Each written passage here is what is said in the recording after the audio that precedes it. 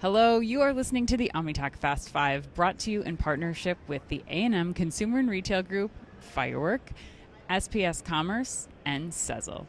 Ranked in the top 10% of all podcasts globally, the OmniTalk Fast 5 podcast is the podcast that we hope makes you feel a little smarter, but more importantly, a little happier each week too. Today is June 15th, 2023. I'm your host, Dan Mazinga. And I'm Chris Walton. And we are here once again to bring you the most important headlines from the past week that highlight how the physical, digital, and human elements of retail are coming together to shape the future.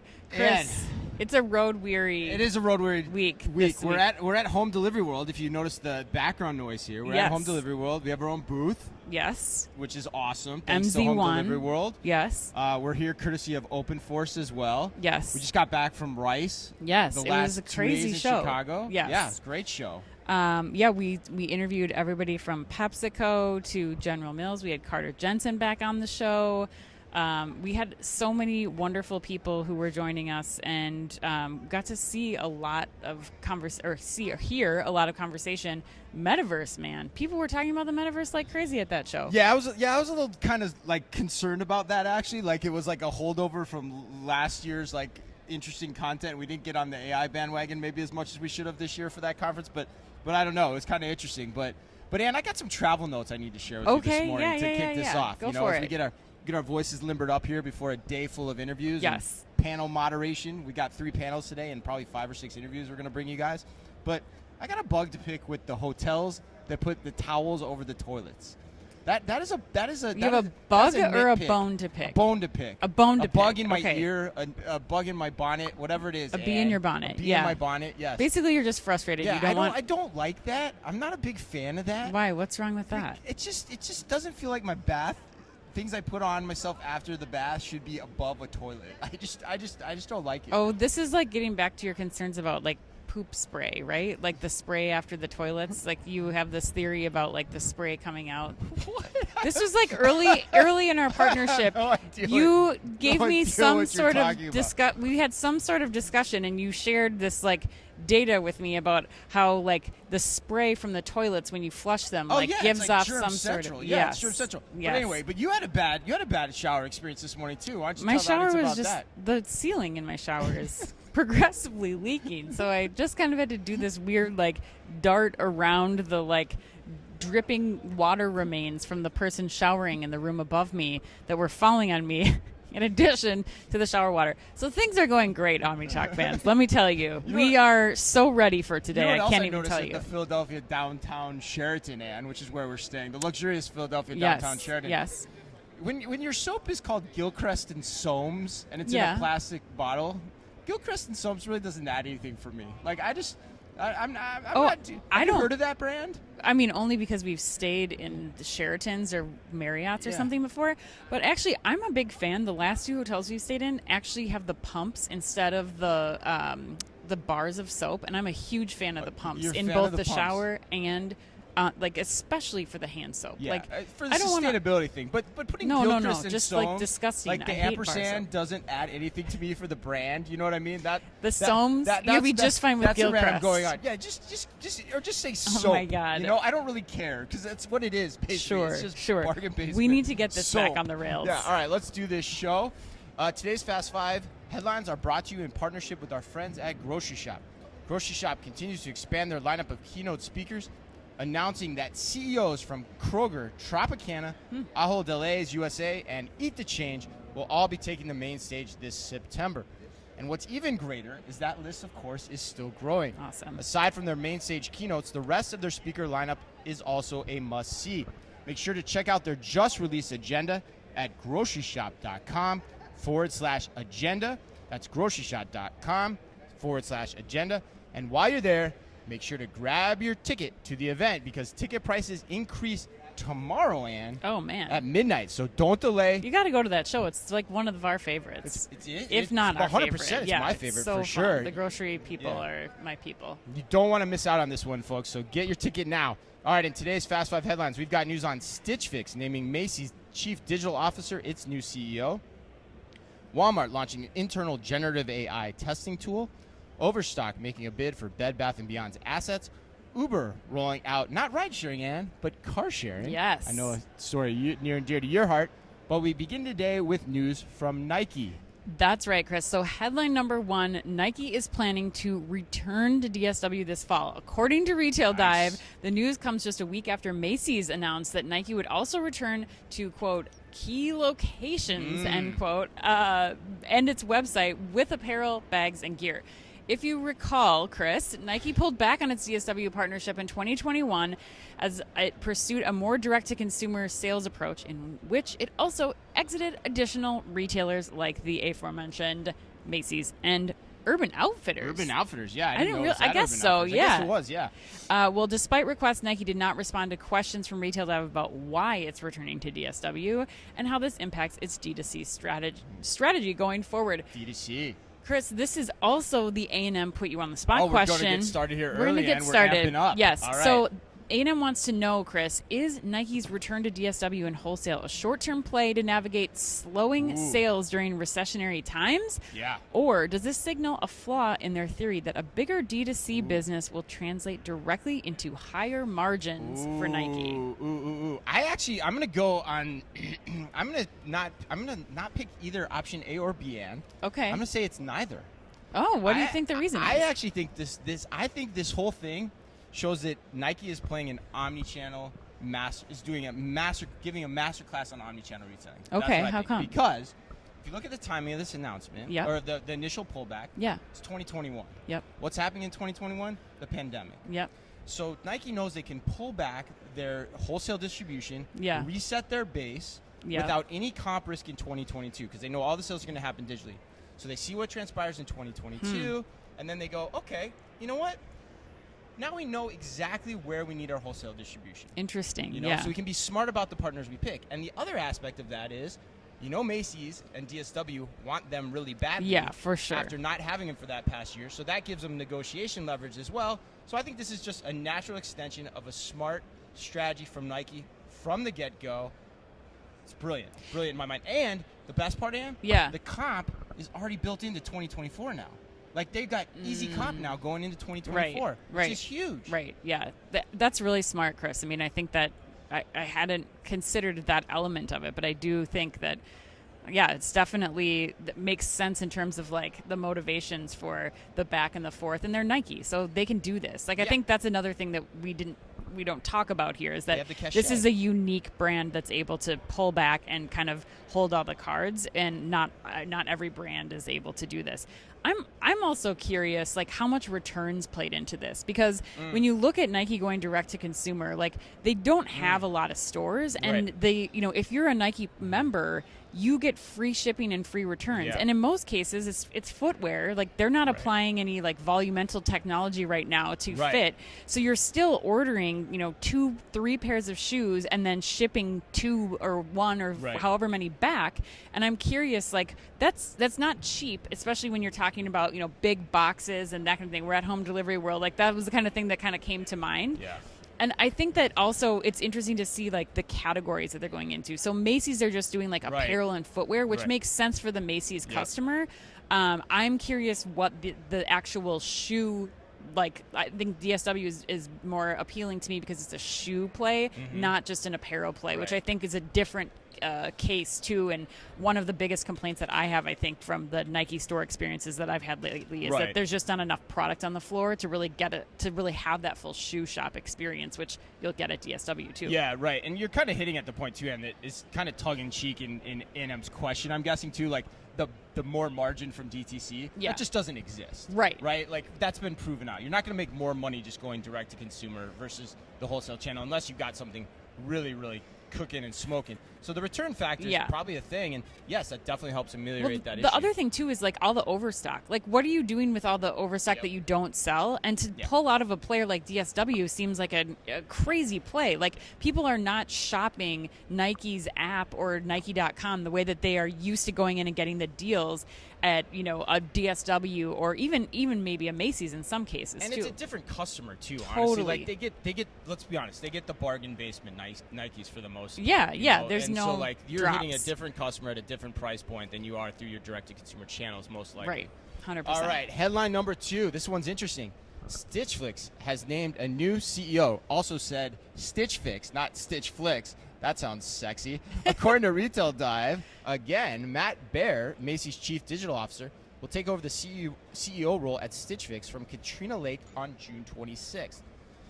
Lake had returned to the helm, to helm the company for the past 6 months upon the abrupt departure of the company's former CEO, Elizabeth Spaulding. Baer joins after stints at Macy's and Walmart and takes over after Spaulding had created a purchasing option that allowed Stitch Fix customers to buy directly from its site, in stark contrast to its original operating model. In the past several months, however, Stitch Fix has moved away from the strategy, and according to Retail Dive, has been, quote, restoring an emphasis on its style-led box service and focusing on profitability over growth, end quote. Ann. Yes. What are your thoughts here? You like this move? What does it say about either Macy's and or Stitch Fix? You know, I'm focusing on Stitch Fix here, and I think that the key point to focus on is if there's a time for Stitch Fix to become relevant again, now is the time. If there's a time. If there's a time. Big if. Yeah, right. But, I mean, I think you look at so many companies like reinstating return to work policies. A lot of people haven't been wearing, clothes. Right. They have a new wardrobe about going back to work. And so I think it's going to be interesting to kind of start to see, if like newly another clothing subscription service that's really taken off from, the Urban Outfitters and Anthropologie team, if Stitch Fix can kind of use this time with this new CEO to reinvent itself to become relevant again.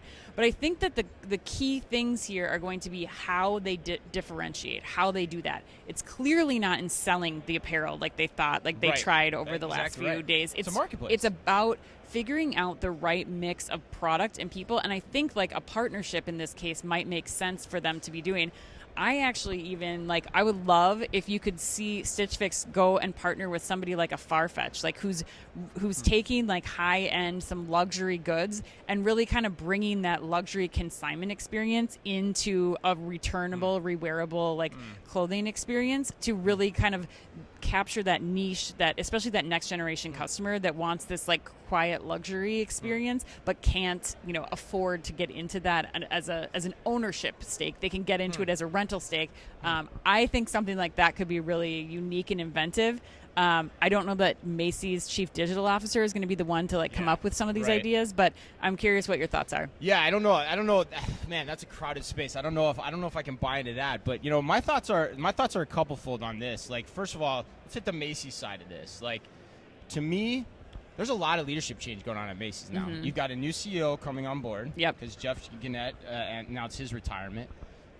You've got the chief digital officer leaving, who was supposed to be the architect of the big digital strategy, which was the marketplace. Yep. He was there a scant 3 years. Yes. So it's kind of why aren't you seeing that through? How is that doing? Yeah. Is this a harbinger for more bad earnings to come from Macy's? I think you have to ask that question. Now the Stitch Fix side, right? Mm-hmm. I think you're right. It's it's a tough, even as you're talking about it, it's tough to see how they win in the long run. Farfetch, my thing would be why does Farfetch need them to do that, right? Couldn't they do that on their own? And then it's a wholesale pivot to resale too, which could maybe is a way to take this. But let's get back to Matt Baer too. So, first of all, his background, Ann, as we talked about on the show, is much better than the previous CEO. Yes. I mean, we kind of predicted that the CEO was going to go out in a flame when she got hired. Well, she was only a 6-month hire. Yeah, so she was a temporary hire. No, she was a hire, and then Katrina Lake came in. Oh, for 6 months. For 6 months in the interim, right? So we kind of predicted that was going to happen. But then my other thing is, let's talk about Matt for a second. So my first impression of him is okay. I heard him speak at Shop Talk. I was kind of meh. Mm-hmm. But then the other thing, in the green room, I don't know if you remember this, but he turned his badge on us. And I was like, dude. On us or you? On me, particularly. Yeah, because I was walking by. He turned his badge. I'm like, dude, come on. Yeah. It's a green room. Yeah. You don't turn your badge in the green room. Everyone knows each other. You're supposed to be in there. And by the way, we do what we do. I know who you are. Yes. So take it down a peg. But, with that said, I talked to my friends at Macy's, my sources. They say he's a good guy. He's a smart guy. Yeah. Gets e-commerce really well. But to your point, is that going to be enough to transform Stitch Fix, which it seems like it may need ultimately at the end of the day. But I think he's probably a good guy to reset the table, get it going on its right footing again, given the old school business model that they originally started. Yeah. But, so they'll get some, that'll get some better operations going, some more efficiency here. But so for that, I like it, but I still don't see the long run for Stitch Fix. I still think I question this hire a little bit because I still think you have a customer acquisition problem. Yeah. You have to get customers back, and Yep. you have to get the next generation of customer, and there's nothing unique about Stitch Fix that is doing that right now. So no matter how good the app is, no matter how good the digital experience is, like if you can't get customers to come back to the platform with something that differentiates you, like you're not going to survive. And so I think that, to me, I think is something we'll have to see how the digital and marketing teams are working together at Stitch Fix to really give people that reason that Stitch Fix exists. And the other part, too, is we've heard a lot under the hood from our sources, too, over the years. Like, there's been a lot of questions about the AI and the actual AI being done in the styling, the actual data science in the styling versus the actual physical stylist. The actual people stylist, them not being happy. Yes. You know, maybe I wouldn't be surprised if he's selling like, hey, AI can be the way to change this It model. might be. And maybe it could be. Like, that's a whole nother way to transform it. So, who knows? We'll see. It's All going right, to be Chris, fun to watch. Let's go to headline number 3. So Walmart has launched a new internal generative AI testing tool. Speaking of AI, according to Chain Storage, Walmart is rolling out the Walmart Gen AI Playground, an early-stage internal generative AI tool where employees can explore and learn more about the new technology. Cheryl Ano, I hope I'm saying your name right, Cheryl, Executive VP for New Business and Emerging Technology at Walmart Global Tech, announced Walmart Gen AI Playground in a LinkedIn post this week, saying, quote, a key benefit of the playground is that there will be various Gen AI models available to try out all in one place, enabling our associates to see the difference in how each model reacts to the same prompts, end quote. Chris, yes. What do you think of this one? Oh, man, and I'm all in on this one. I mean, I am so all in on this. So we've got the interview with David Leibowitz of Microsoft and Seb Reeve of Nuance coming in 2 weeks. And by the way, fans, 1,700 people have already registered. So if you're not part of that party, get on the party. But my favorite part of that interview was when I asked him the question, you're in a lot of retail executive boardroom conversations. Yes. What separates the retail executive from who gets it from those who don't? Yes. And he said it was basically what's in this headline, which is they're giving their teams the license to experiment and the tools to try to understand AI. Yes. And so that's what this is about. This shows me that Walmart gets the punchline to the joke of how you need to start incorporating AI into your business. We've been experimenting with it. It's fun. It's interesting. It makes your job more interesting. Yep. And at the end of the day, like, I wouldn't be surprised if McMillan is employee number 1 trying to use this tool to see how it works. And I hope so too, right? And I would give him the credit that he probably is. Yes, for sure. I mean, I agree. I think that it's number one, it's just getting people using it. It's fun. Like once you start to catch on, like I think this is a technology that is intriguing for people. They're curious about it. They're hearing about it in the news. And so I think that like this is very smart of Walmart to be like, hey people, we're going to give you these like subscriptions to and access to this like world quality AI, Gen AI.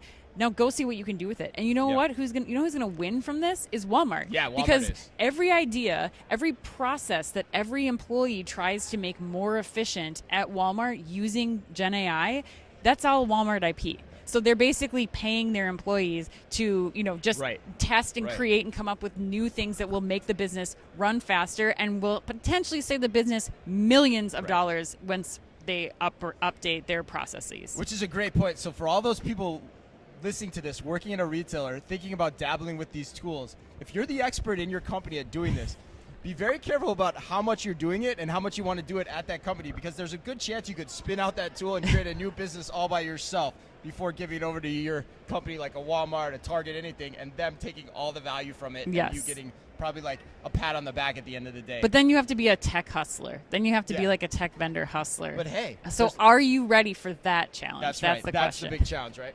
All right, headline number 4. Overstock wants Bed Bath & Beyond's IP. According to Retail Dive, Overstock.com has offered $21.5 million for the intellectual property via what is known as a stalking horse bid. Did you know about that before? I'd never heard a stalking horse bid. Yeah, I'd heard of it. But I mean, probably like that's probably like a business school term that you hear, but like, what's really? A stalking horse?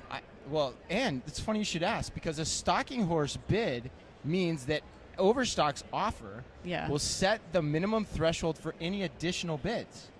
So like, is it an actual horse? Like a stock? Is there like a stalking horse? Yeah, and look out. There's a stalking horse over there. Well, that's Look what I out. mean. Is it like a pace setter? Is there a horse stalking us? Do we I need don't to know get a where the restraining stalking order? comes from. It's like gift horse in the mouth. Like it's probably That's got just an what I origin, mean. Yeah, right? like I kind of want to know. I don't know. People, if you have any background, please. But anyway, we Write digress. us. Yes, it's like the horses running along the beach like we Yes. talked about yesterday.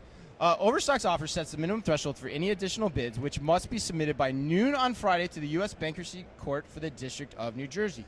An auction, if needed, will then occur at 10 a.m. Eastern on June 21st. According to court documents, Overstock only wants Bed Bath & Beyond's internet properties, mobile platforms, business data, and its trademarks and intellectual property. The offer does not include any of Bed Bath & Beyond's stores. No surprise there. Yeah.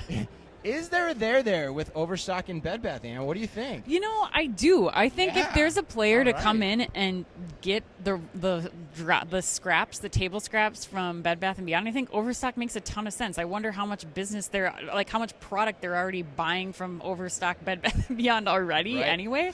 And I think if you look at, like, capturing those Bed Bath & Beyond customers, like, they're used to a deal. Overstock does like memberships and other kinds of things. You can do away with the 20% off like mailers that Bed Bath & Beyond did and still get that customer who's like, oh yeah, this is great. I can still get, this bed sheet set for 20% off of what I would have paid at retail. Yep. And so I think that they are uniquely positioned to really capture the customers, to provide them a higher quality level of service. And I think that, when you also look at like who's doing e-commerce well in this space, Overstock's been doing this for a long time. So it just makes sense to kind of further extend their product catalog and just see like how they can continue to build a business. But what do you think? This is your territory. Yeah, this is I agree. Homeland. I agree. Like, yeah, no, thank you for that. Yeah, no, I was gonna say when I was the VP of Home Furnishings for Target.com, the two retailers that I always look to beyond the usual suspects, which is Walmart, Amazon, and Wayfair, was Overstock and Bed Bath. Yeah. Like, that's who it was. Yep. And so I actually think there's a lot here,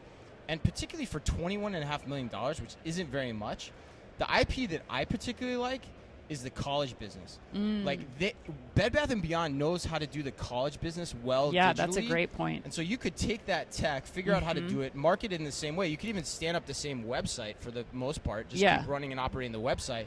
And that's a high-margin business every single year. Yep. That alone makes this deal worth it. Then you've got the wedding registry as well as a part of this. So, like, and for the most part, Bed Bath & Beyond gets cachet brands. Yes. So if you can keep the cachet brands in your portfolio for the wedding registry side of the business, that deal is going to pay off. And that's a lot less than comparative companies have spent on acquisitions. Like, you think of Walmart's acquisitions and how much they spent. Target's back in the day with, like, Cooking.com and stuff like that. This is a pittance compared to those. Yeah. So I think it's a smart move. Overstock always surprises you. Overstock.com is getting an Overstock.com deal on buying Bed Bath & Beyond. That's what I think you're saying. Yeah, exactly right. Exactly right. And that's the thing too. People don't understand. Like, Overstock, as much I wish they would never have created that name, because it's actually just a good e-commerce site at the end of the day. Yeah, absolutely. You can get everything on there. Like, you can. It's not Overstock, really. Yeah. It's just great stuff. It's all like drop ship, market available goods. Yeah. Same all right. as Wayfair. Let's go to headline number 5, Chris. Uber is now doing car sharing.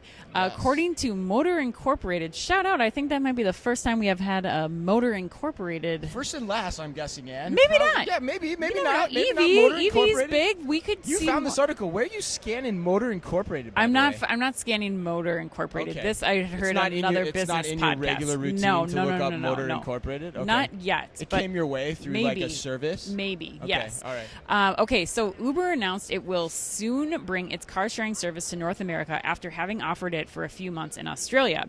It's going to be offered alongside the company's existing ride-hailing and food delivery services. Uber Car Share is what it's called. It will allow owners to rent out their vehicles when they don't need them. From the user's point of view, the Uber app will allow them to view available vehicles in their area, select one that fits their needs, and budget. Pickup and drop-off will then be arranged with the car's owner, which means that unlike traditional rental cars, users will likely not be able to take a car to a different city and leave it there. At least let's hope not. Fingers crossed, man. That would not be good. Uber Car Share will not become available across the continent all at once, with the company targeting Toronto and Boston as the 2 starting points for this service in North America. Chris, yes, are you into the Uber car sharing idea? What do you think about it? Oh, man. It's unique. I think it's an interesting idea. The news cycle's been slow, Ann, I think, recently. Because, honest, I'm trying to find the bridge here for omnichannel retailing, but I'm going to do it. I'm going to make the effort here. I think it's a cool idea. Mm-hmm. Boston is a unique starting point to me. I mean, I remember one of the first, you brought up business school before.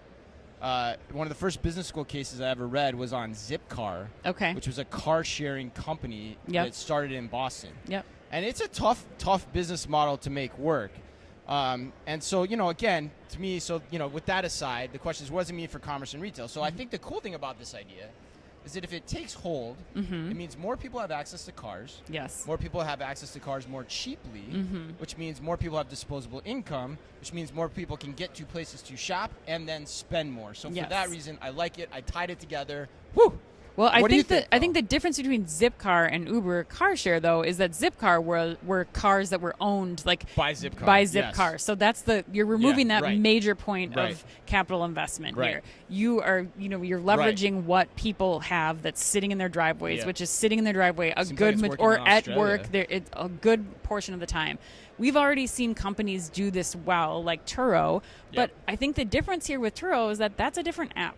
That's a new customer. You have to get on the app.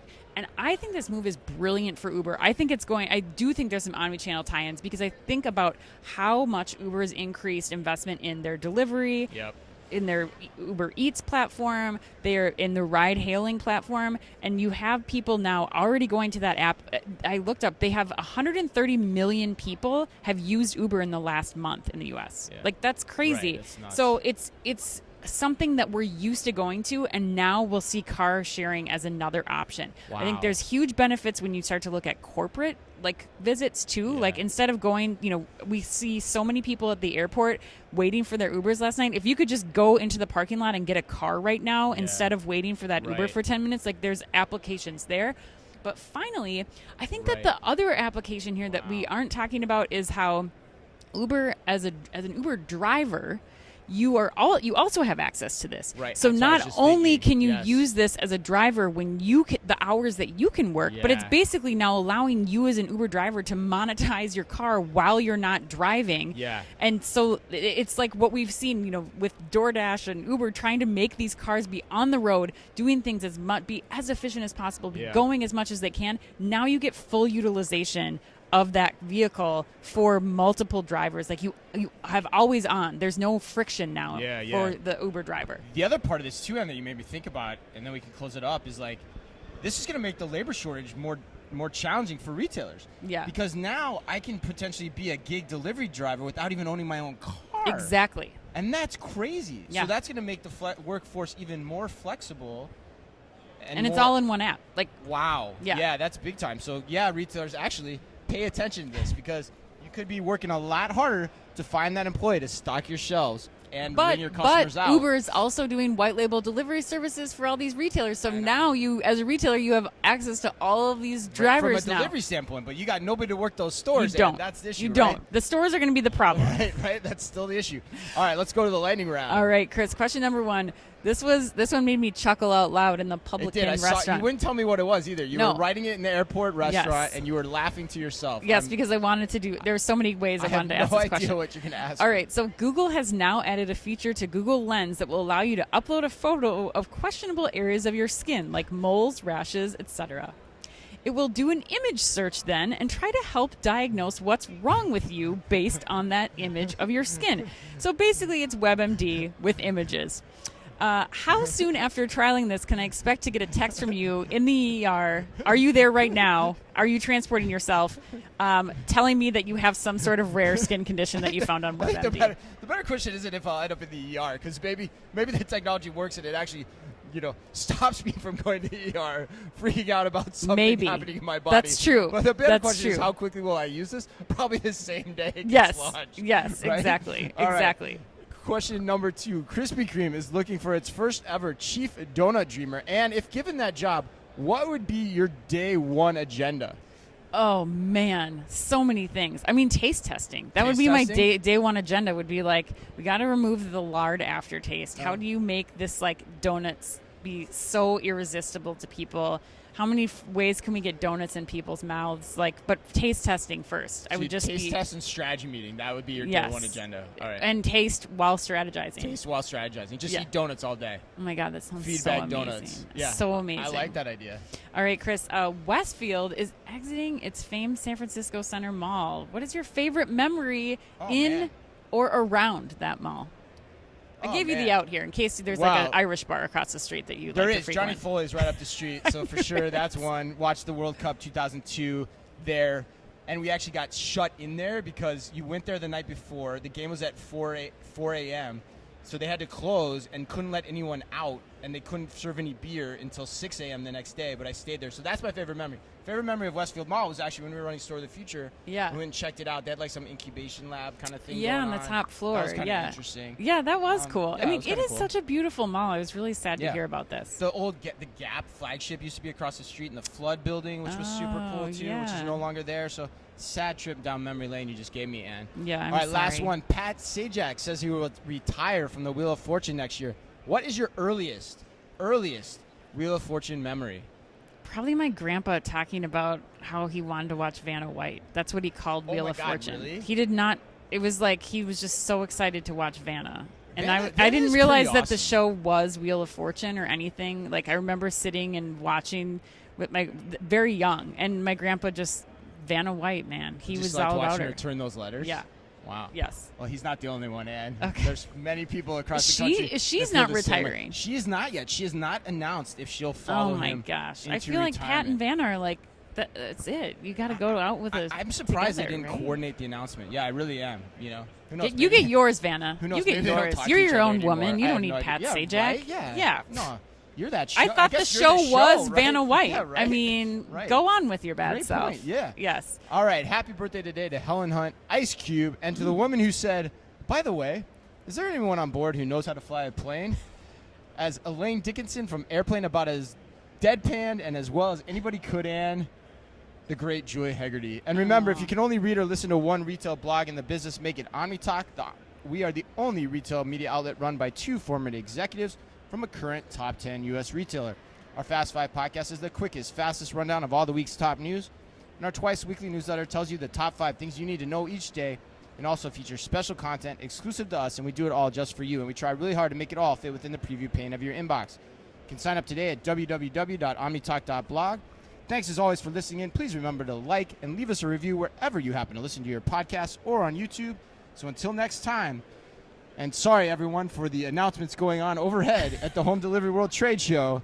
As always, be careful out there. The OmniTalk Fast 5 is brought to you in association with the A&M Consumer and Retail Group. The A&M Consumer and Retail Group is a management consulting firm that tackles the most complex challenges and advances its clients, people, and communities toward their maximum potential. CRG brings the experience, tools, and operator-like pragmatism to help retailers and consumer products companies be on the right side of disruption. And Firework.